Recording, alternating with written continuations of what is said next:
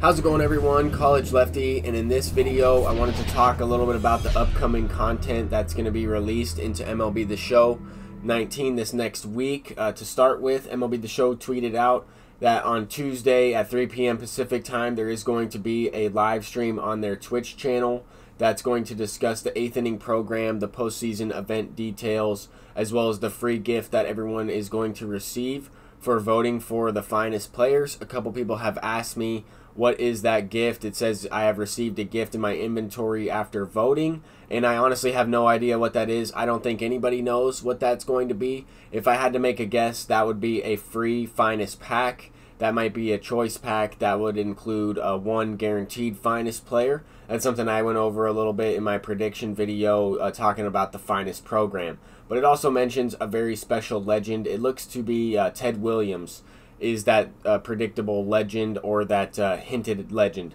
By the swing and that video clip, it also says that this October will be splendid. But anyway, let's go ahead and get right into some ranked seasons. We do have Zack Greinke on the mound, and he's my number 5 pitcher. We're going up against Nolan Ryan, so you know that this opponent has all 99 starting rotation. That's the only way to have a 99 as your 5th starter, is to have everyone else be a 99 overall, and then you can kind of mix and match your rotation the way that you please. So we are facing Nolan Ryan, and this game will be on Hall of Fame difficulty. I'm excited to use Zack Greinke. He's been one of the most dominant pitchers for me in this game. He's always pitched extremely well, and I've had him since he came out. I have sold him, but for the most part he's been on my team since he was released, and I think that he's an end-game pitcher in this game. One of my favorite pitchers to use. The guy can hit a little bit as well, but so far throughout this game, I was only able to get 1 base hit in the first inning, a nice late base hit. I was unable to capitalize and score in that first inning, which is probably the most important thing when you're facing Nolan Ryan, is to try and get his confidence down as early as possible. If you're able to get a run in the first inning or the first couple of innings, then you're going to have more success hitting him later on in the game, from what I've kind of experienced, as well as taking a lot of pitches. I want to be as selective as possible, try and get a good pitch to hit, and I didn't really see too many pitches in the first. The opponent is starting off this inning with the base hit from Roberto Alomar, so that's some good speed on first base. Facing Josh Donaldson, I went with the slider low and away, and I was able to get him. He lined out, but nonetheless it counts as an out. Same thing here with Griffey. Went with the two-seamer on the outer half. He also lined out, so I'm curious to see how the patch is going to affect some exit velocities. I've only played a couple games on Hall of Fame and no games on Legend since the patch has come out. So I wanted to see how it was going to affect exit velos, at least for this game of ranked seasons, or the first couple of games that I've played. I haven't really noticed too many things.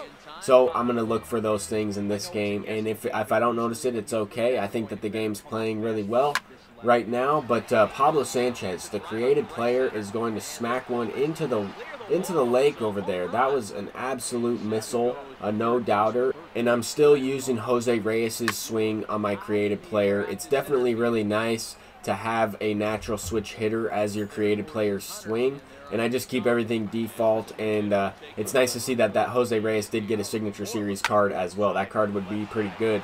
I haven't got a chance to try any of the new cards out yet, but I will be looking forward to unlocking the Ron Guidry, the Adrian Gonzalez, and the Vladimir Guerrero. But we have Greinke up at the plate now, and after getting a 2-out hit with Roberto Alomar, I'm really just looking for a fastball at some point in the zone or someplace in the zone, and I'm looking to try and swing early enough to rip it for a base hit. He ends up throwing the fastball there, but as you can tell from the first couple of swings I took, they were both check swings. I was really just waiting for the fastball. If he would have thrown a changeup there, I more than likely would have struck out.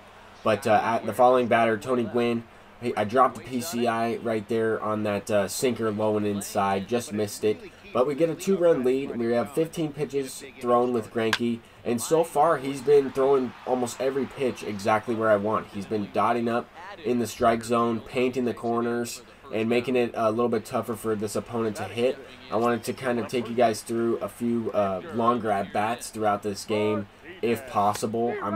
Most of the time when I'm making these videos, I try to include just points of contact and big plays like that. I wanted to try and focus on more of an approach, because I noticed at this point that Greinke has almost thrown every pitch with good feedback, and they're almost all where I want him to throw. So, which is kind of rare in this game. I noticed when I'm struggling to pitch and I'm giving up a lot of runs, my pitchers are, even with good feedback, are not really throwing the fastballs or the pitches exactly where I want them. And I think that it makes it a little bit more challenging in this year's game to pitch when the pitchers aren't doing so. So anyway, I was able to get out of the last inning with a painted fastball in the inside corner.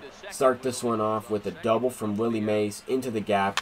Lou Gehrig up at the plate. And, I mean, I've had a couple bad swings throughout this game, swinging some bad pitches. I'm looking to be as aggressive as possible, though. I'm trying to get the confidence down on some of these off-speed pitches that Nolan Ryan throws, making it tougher for him to throw them, as well as have to rely more on the fastball. I felt like I had good timing on the fastball for the most part, and he actually brought in Roberto Osuna at this point in time because I was on Nolan Ryan. I was hitting him pretty well. He was at about 50 pitches already. We hit the sac fly with Rogers Hornsby, and we have Ty Cobb up at the plate. A 3-2 count.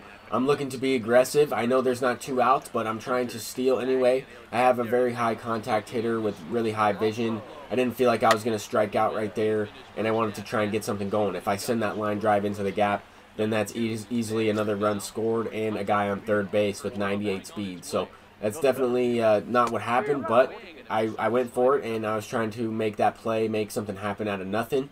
And now we were facing Torrey Hunter, the Signature Series team reward, with Zack Greinke. I think that this card is really good, this Torrey Hunter. I've had some success with them. The one time I used him, although I did line out a few times with them. But I wanted to take you guys through this at-bat. This opponent had been fouling off a couple pitches. He was very tough to pitch to at times. I mean, he had a pretty good eye as well. He wasn't swinging at really anything out of the zone. And I at the same time, I've been dotting up with this Greinke card. I really like using him. He's 1 for 1 at the plate as well with an RBI. I have no idea how to strike this dude out, but nonetheless, at least I'm throwing the pitches exactly where I want to, and he's not getting hit around. So that's something that's good. But very tough to pitch to this opponent. I mean, he's definitely a good player. I'm glad I have a 3-run lead, and it goes to show that his record speaks for itself. I mean, he has a pretty similar record to where I'm at in ranked seasons, about as many wins and maybe a few more losses, but you never know. Those could be disconnects or something like that. But this guy's definitely a good player, definitely a good hitter, and I'm surprised to see him pick the Pirates field, PNC Park. I've actually been to the Pirates field and got a chance to tour this field and check out that remarkable yellow bridge out there in center field. Definitely one of the most beautiful stadiums I've ever seen, and just the view of the city and everything like that. But anyway, I'm getting off track. I wanted to get back on track with this gameplay. We have a 3-run lead. The opponent brought in Zach Britton, and I'm really looking to just try and take as many pitches as possible. Because he went to his bullpen so early, I'm really sitting on one pitch, a fastball on the inside half. I'm waiting for that specific location, and he's throwing sliders, so I know that he's going to eventually bring the fastball. It's only a matter of time. He goes with the slider once again, and I kind of just reacted to that one, brought the PCI low and inside, smacked it out to right center field, and that's going to be a no-doubter. Good swing with the higher exit velocity, so that's something where on a pitch earlier before the patch, I might have squared that up, and the pitch might have been hit a little bit slower because it was an off-speed pitch. I don't know. I'm trying to figure out exactly what this patch did, or trying to figure out exactly when it's coming into play, and I haven't been able to do so. I really haven't, and I wanted to be as honest as possible, but later on in this game I was able to get something going. A 2-out triple from Tony Gwynn there. That's going to be huge. A good squared up hit into the gap, and I felt like I barreled that one up. Felt like I went the other way with it pretty well, and did get rewarded, so that was nice to see. But the opponent intentionally walked Willie Mays, who already has 2 hits in the ball game. One of them was a little bit of a rewarded hit for being late. But anyway, we have Lou Gehrig up at the plate. I was sitting on, like I said earlier, the fastball inside, waiting for that.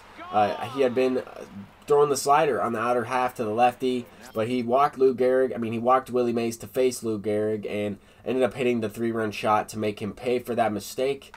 But we go up 7-0. He quit out of that game. There's still plenty of time to come back in that one, but I was definitely locked in at the plate. I was pitching well with Greinke, and that opponent was actually in the championship series as well. So we get 37 points for that, a few more points than is expected in the DS division, but move up to 775. And that's going to do it for this video, everyone. Thank you all for watching, and hopefully you enjoy the upcoming live stream on Tuesday that goes over this upcoming content. But if not, I will have a video posted as well. Until next time, everyone, peace out.